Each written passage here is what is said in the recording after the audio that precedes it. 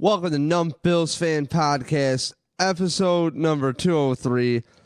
I'm your host tonight, David Palermo. Had a couple drinks. Long night. Sorry in advance. I'm here. Thought I'd find Mike Smith to bullshit with, but I can't find my doppelganger iPhone stupid-ass adapter. I want to break everything in sight. So as you can see, the Bills suck. So we'll dive into it. I'm your host, David Palermo. Follow along on Instagram, Twitter, subscribe on iTunes, and don't fucking play around! Subscribe. Tell your fucking friends and family, all your Bills friends and family, all of them.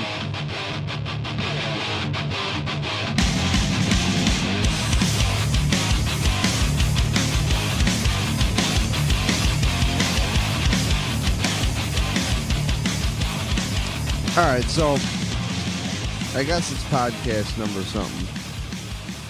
It's a lot of podcasts. I don't remember. I should look it up. I think this is podcast number 206. I should see. Let me look it up. I'm not going to pause it. Like, why would I do such a thing? Oh, it's 207. Yeah. Podcast 207. Yeah, here we are. Here we go. Let's go. So, pretty much, I go to Mike Smith's house for this game, and Mike Smith has been a wonderful correspondent. And I tried calling him.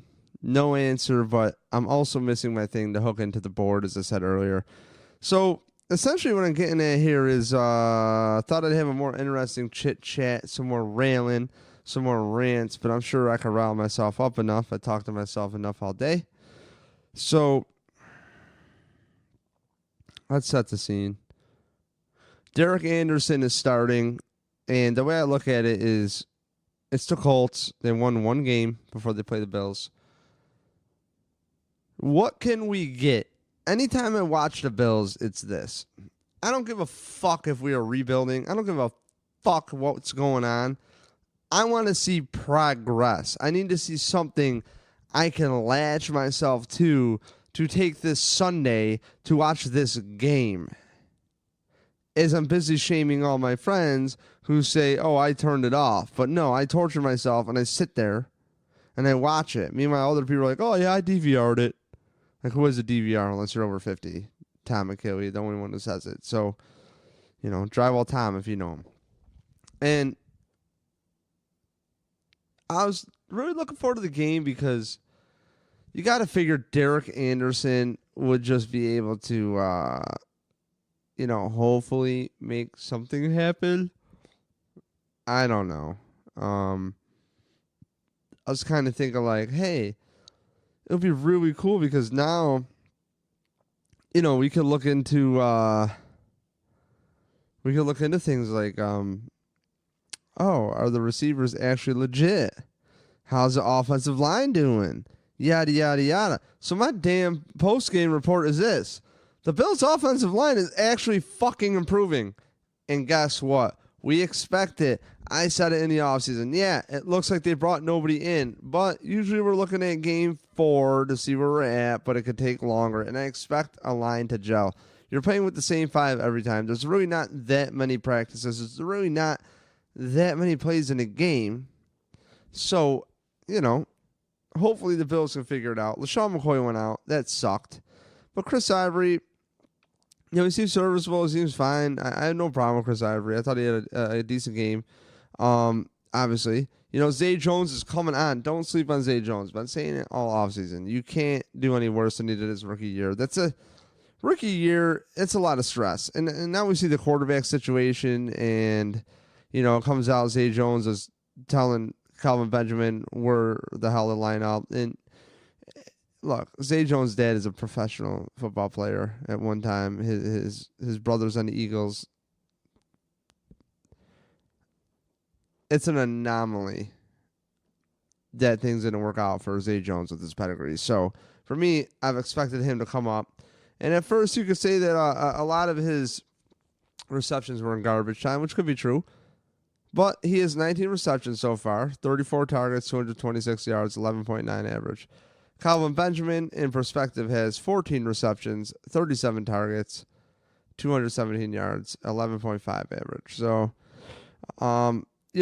the Bills have a whopping 3 passing touchdowns, one to Jason Kroon, one to Kelvin Benjamin, which is garbage time, and another one to Zay Jones, which wasn't. So,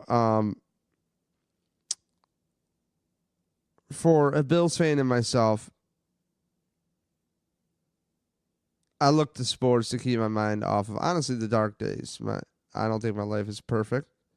Not saying I'm mentally right upstairs. People listening are probably chuckling. But really, the days get fucking dark. Honestly, my life is primarily depressing most of the time, honestly. So, I kind of look to sports, not to bring me out of a depression necessarily, but to keep me in tune, give me something to talk to my friends about, like what's going on.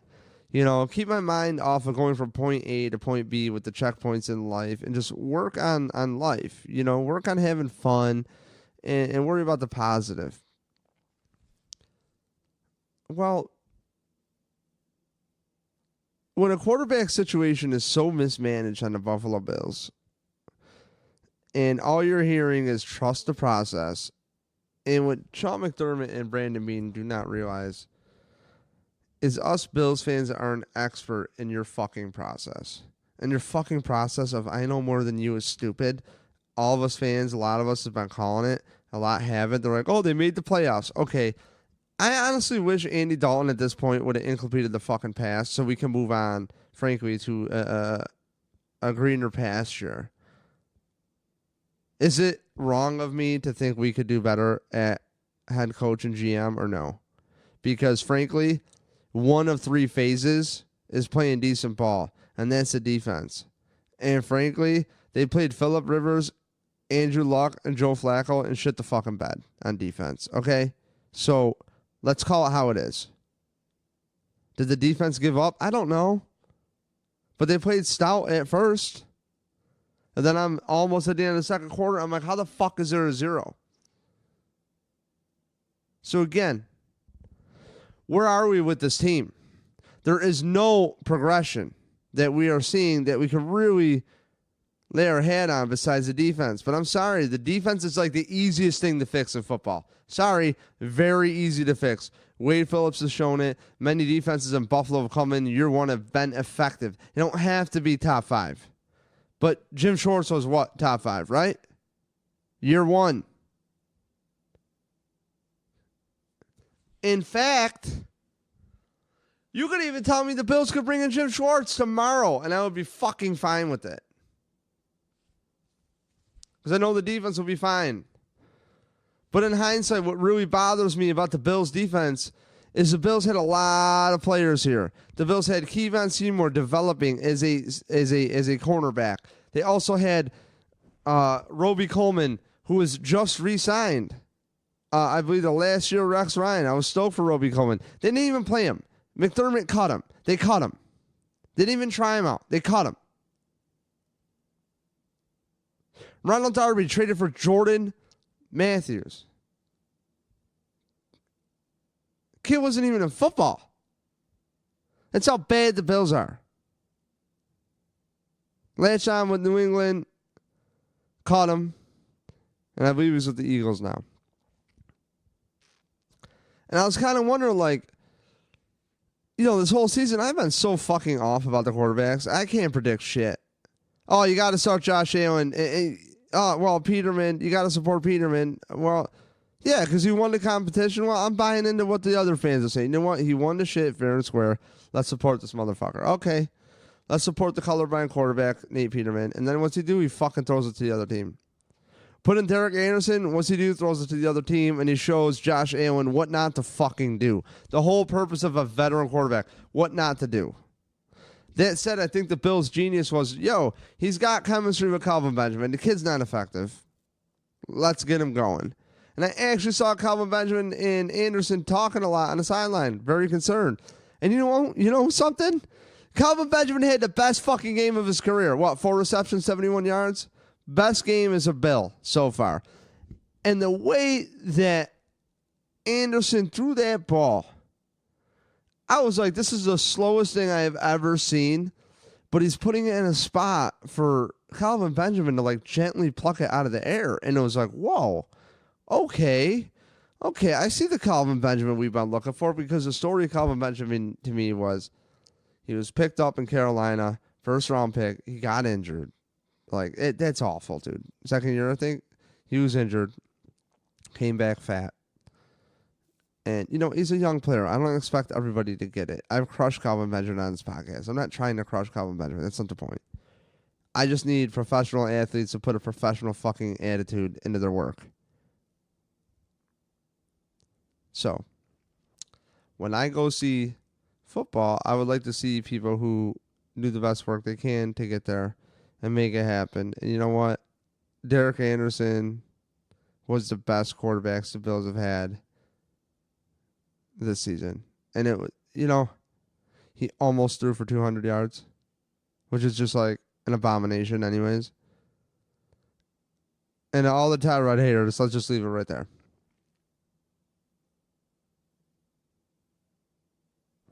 The Bills' defense is actually pretty decent.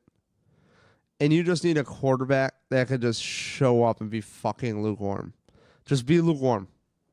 Just show up, dude. Just show up. Oh, my God. And don't throw it to the other team.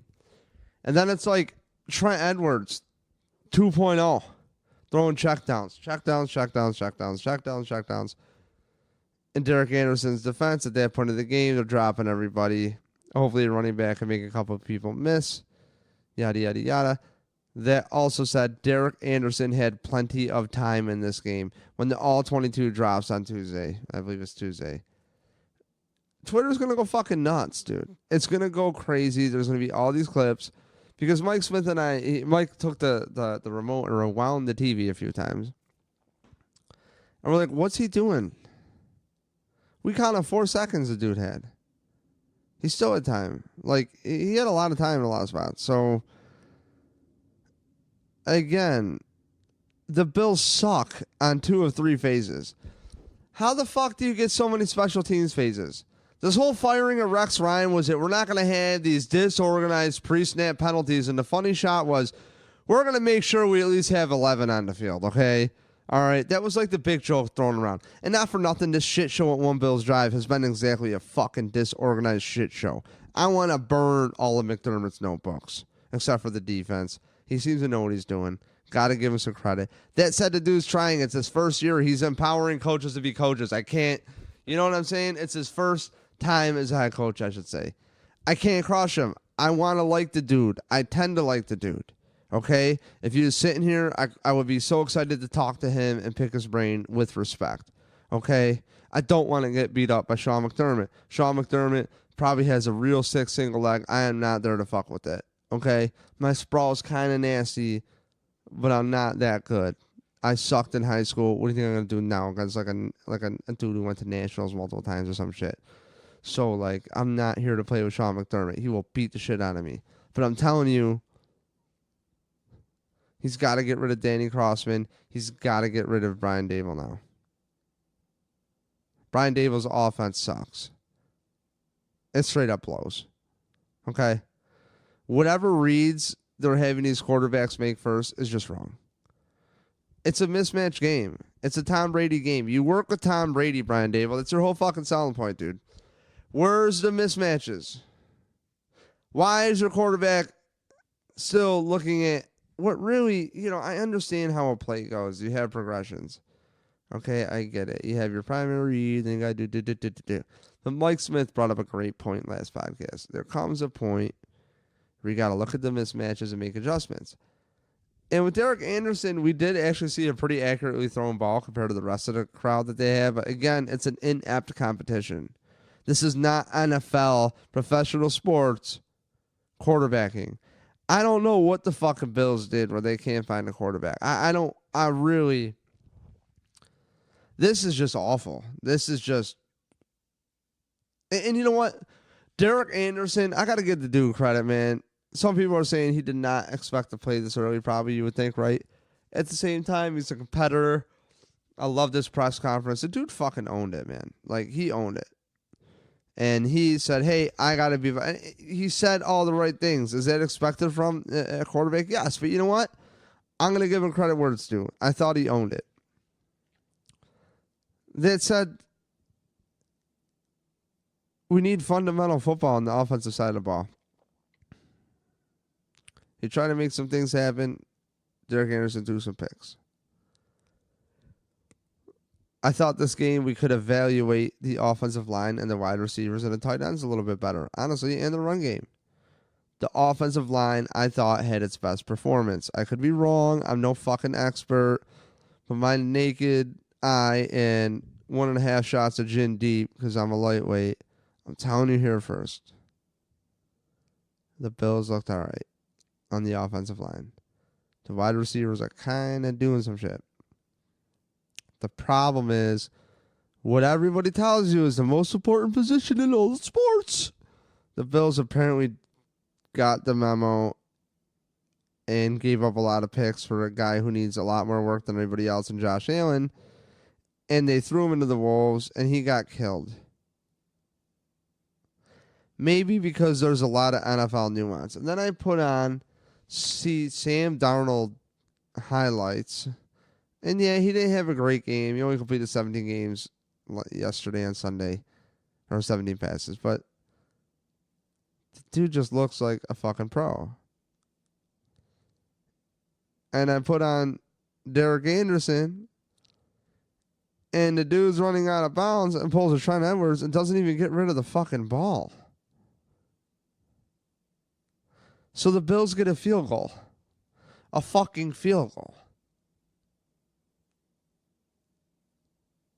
When the Bills made the playoffs, it was great.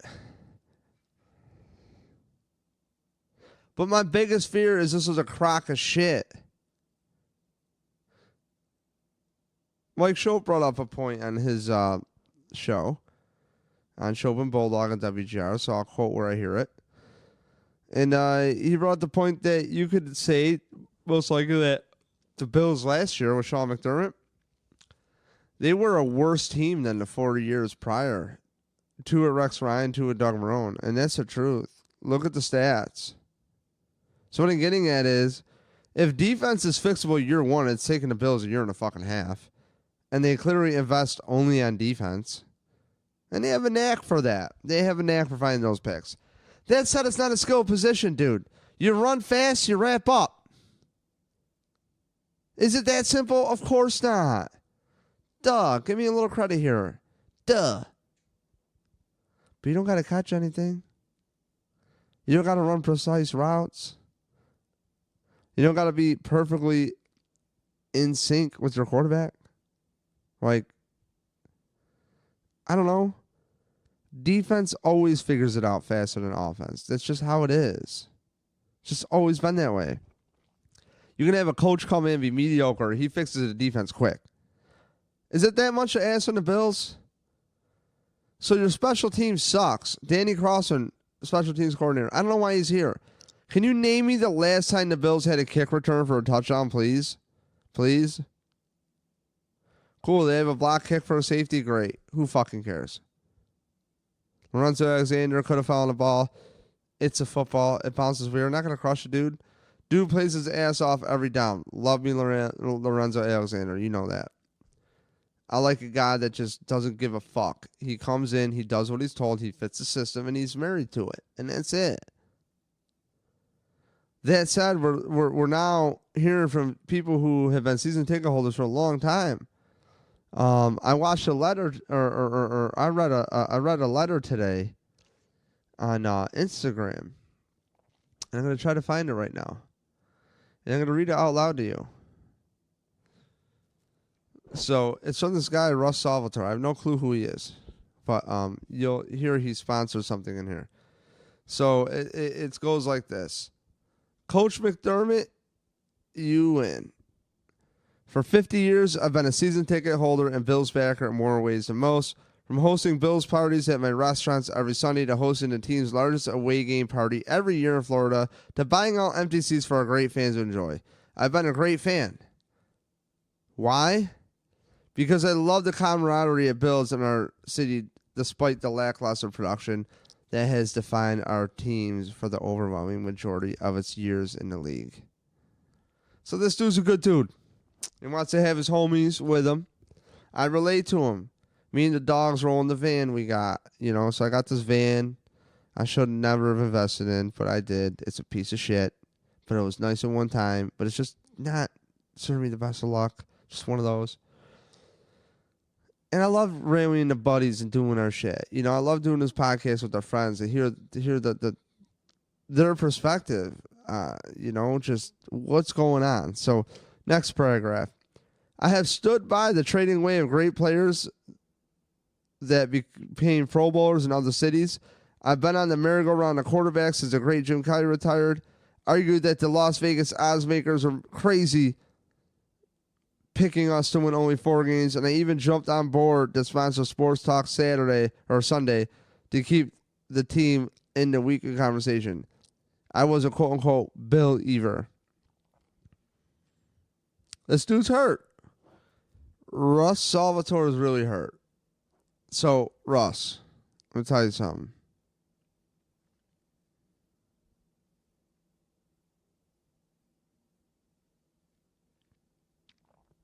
It's really painful.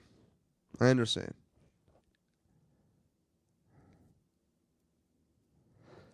You know what's more painful, Russ? I'll get into it later. Next paragraph. Till today, congratulations, Coach M.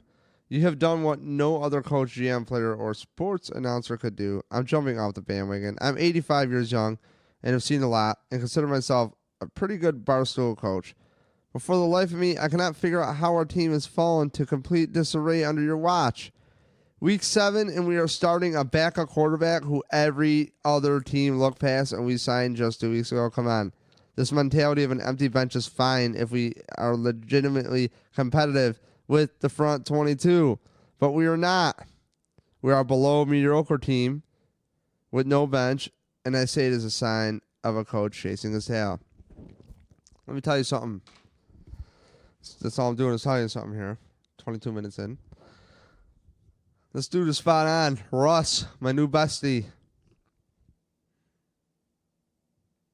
Russ, you're fortunate to have been a diehard Bills fan during the 90s. I was a little kid, distracted with so many things. I did not give a flying fuck, frankly, about the 90s Bills growing up. I was not attached to it. My dad was not a Bills fan. I was into music. I was going to music shows, concerts. Went to like Steve Miller Band when I was 6. That's what I was about. Liked all my dad's teams, but none of them were shown on TV. He didn't like any sports teams. Wasn't raised with local sports teams. So I'm a late bloomer to the Bills. I can't draw up 90s Bills plays. I hate to admit that I have a Bills podcast, and I'm not the biggest 90s Bills fan. But what I do know about the 90s Bills is they were a cutting-edge offense. They were breaking records, and their offense to this day will still hold up. I do know that Marv Levy was an outstanding special teams coach, and he became a head coach, just like Harbaugh there in the Ravens, you know? And he's a great communicator. He took all these guys with these big egos, and he dealt with them. Do you think that Marv Levy would have cut Marcel Darius? Do you think Marv Levy would have traded away Sammy Watkins? I don't think so. I really don't think so. Okay? Do you think he would have traded away Darby, who is doing a great job? I mean, Darius is just a wonderful talent. I think you got to care for your players and learn how to work with them. Your way of the highway, all you've done now is really McDermott and Bean, really McDermott, this is your fucking show. You've taken this team, at least from what we see, and ruined it. Literally ruined it. There is no hope for the Bills this season. The Bills are 2-5. Can they still technically make the playoffs? Sure, and I'm on board until they're mathematically out. But I feel like after next week against the fucking Patriots, we're going to be mathematically out of this race here as a Bills fan. And it's really honestly frustrating. It is the most frustrating thing I've ever seen with football in my life. The neglect of the offensive side of the ball is just putrid. It's not acceptable. I don't understand how the Pagulas can dare to bring these people back. Really. If I get credited for getting the coach fired, yeah, right, me. Okay. Good fucking joke.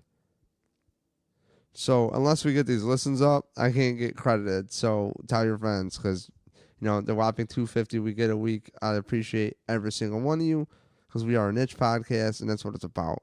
And I can't thank anybody enough for your time listening to my bullshit in your ears. So, whatever you're doing, sorry to be a Debbie Downer. So, last paragraph from this dude, from Russ Salvatore. We have made no progress in your time here. Our entrance into the playoffs last year was a perfect storm lining up in our favor. It will not happen again. And for that reason, for the first time in my life, I'm taking my doctor's advice to lower my stress level. Let's plan on a relaxing golf game together in early January. I know you'll be free. There you have it, Russ Salvatore. Do I know what he owns? No. Can I look it up? Probably. But I don't know if he's going to sponsor the podcast. So I don't know if I want to, really look into it. I'm just kidding. I'm Googling it. Russ Salvatore. Let's see what we come up here. Hopefully this dude's a cool dude. Looks good. He's chilling. So, oh, shit. Wow. So this dude's a real dude. And he looks like a baller. He's got a beautiful wife. So iconic restaurant to Russ Salvatore celebrated his 85th birthday with the party Sunday at Seneca Niagara Casino. Cool. So this dude's a real life. I don't know what the hell he owns.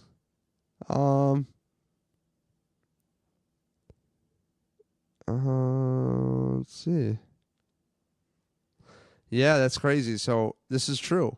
So Salvatore, this Bills New England Patriots game is a sellout and will be televised locally. So this is WIVB Channel 4 on a Sunday. I forgot what year this was. But he really did buy the remaining unsold tickets. He did not disclose what he paid. There was about 7,000 seats remaining. Tickets will be distributed to local military and youth organizations.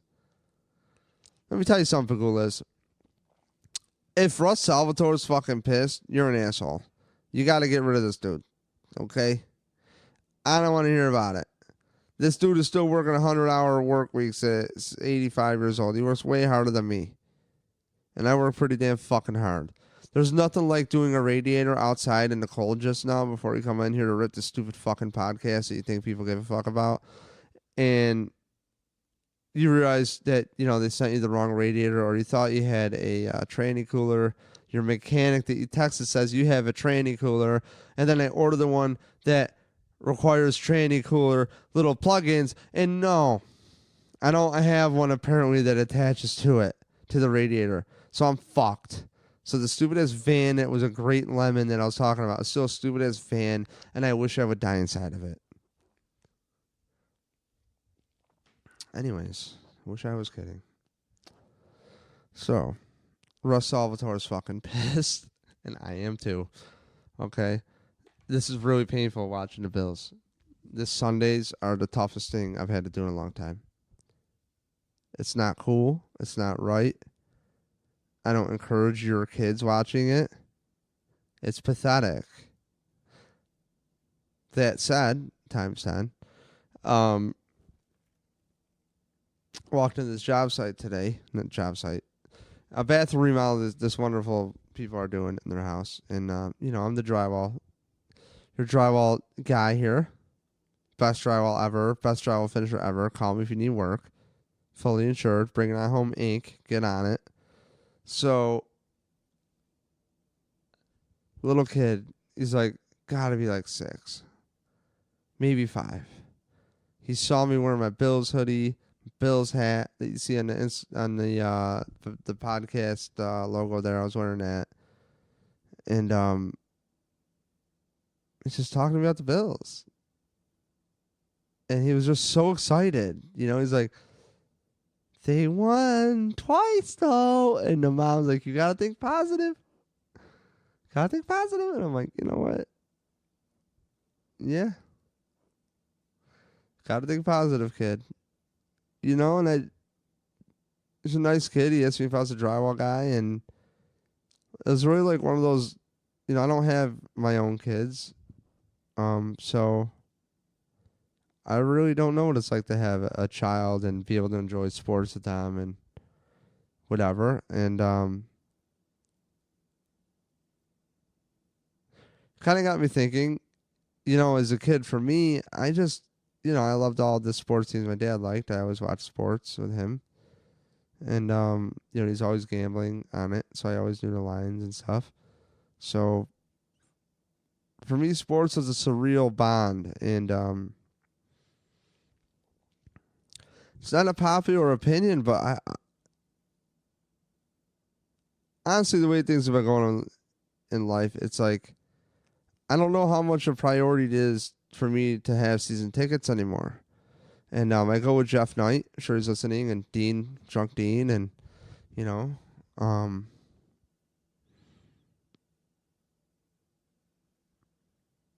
thing that keeps me going is hanging out with my friends. But in all reality, when that costs me $100 a game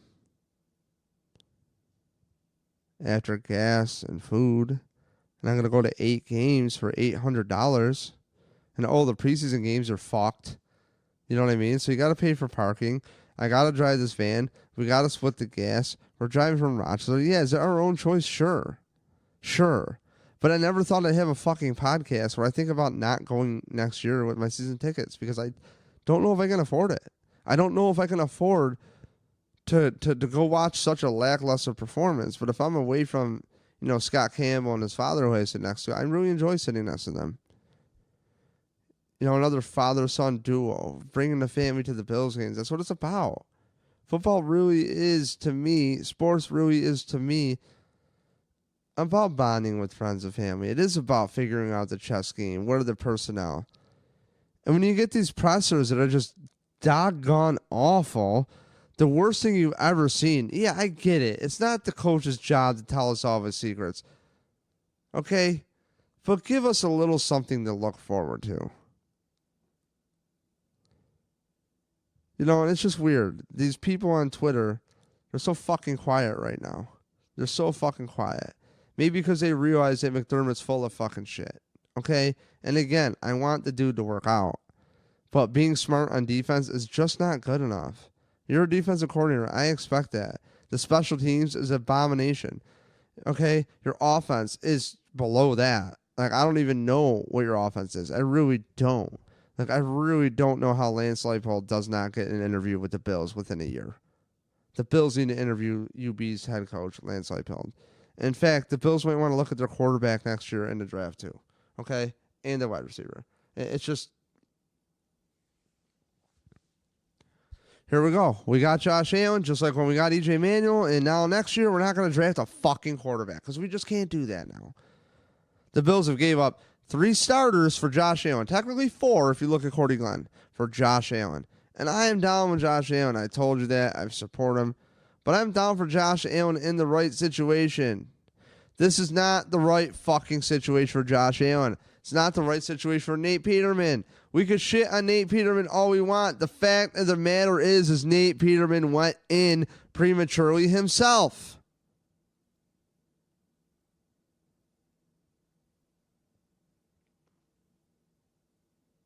I don't know where to go from here. Not trying to be negative. I'm trying to be a little bitch here on the air. But it's fucking rough right now. And I need something to look forward to. But like I said, what can you take about the Colts and the Bills here? That game is...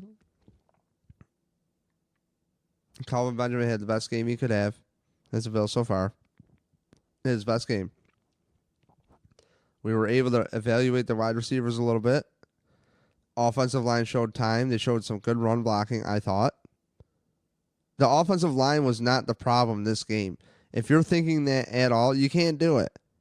If you listen or look at every title of the podcast we've had lately, they're all fucking different. They're all inflammatory. I'm getting shredded on Reddit that from some people. I don't check my inbox. I'm sorry, but when you promote to Reddit, to Instagram, to Twitter, to Facebook, and then you're still self-employed running a little dumbass company, like doing construction. It's fucking taxing to get back to everything. So if you hit me up on Reddit, I truly appreciate it. Anywhere. I love the conversation. I love it. I love it, love it, love it, love it.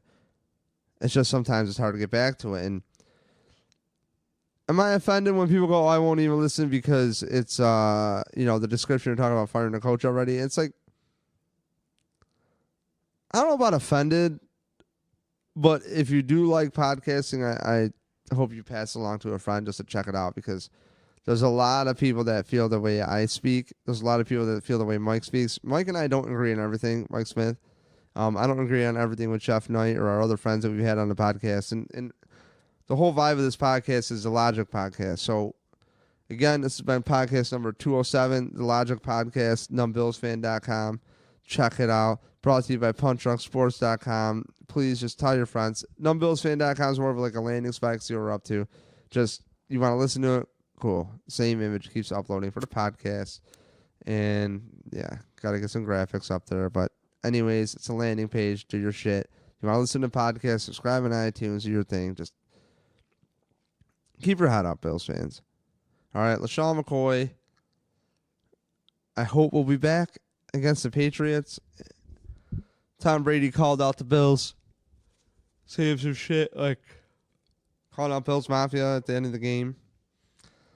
And you know what? Maybe they'll light a fire on the defense to do some shit. But again, what do I know? So, all hail Derek Anderson to start. I guess he's starting. And you know what? I'm going to give Derek Anderson a break. I'm not here to crush him. He threw out the best quarterback performance we've seen all year, frankly, even with all the turnovers. And for those of you out there, a little note. That Minnesota Josh Allen game, in hindsight, was very equivalent to Nate Peterman Game 3 preseason, which was they both had very good field position and were able to seal the deal with points, okay?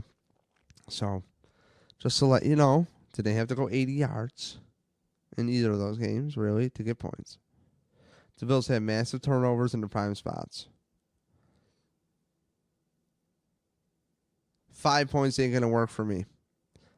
The worst offense ever. Podcast, I believe, 203, Nate Geary. I think it's number 203, something like that. Look at Nate Geary in your podcast feed. And check it out. Nate kills it. If you don't listen to the Real Deal Overtime show from Nate Geary, get the RSS feed. Type in Bills football into any podcast grabber. Okay, type in Bills football. Listen to Nate Geary's Real Deal Overtime show. I am so in lockstep with that dude. Loved having him on. Nate Geary's a hell of a guest. He's honest. He's bright. He's played quarterback. And he makes me feel smarter because I've never played organized football in my life, and I don't care to admit to tell you that. But I probably haven't hit my head as much as you people who have. But you'd think I have. Brought to you by punchdrunksports.com. Check them out. Thank you for tuning into this podcast, number 207. I'm your host, David Palermo. Subscribe to Punch Drunk Sports Podcast as well on Twitter at Punch Drunk Sports. So, I'm your host, David Palermo. This has been the ranting and rants of whatever. I guess that's what we're doing. Have a good night.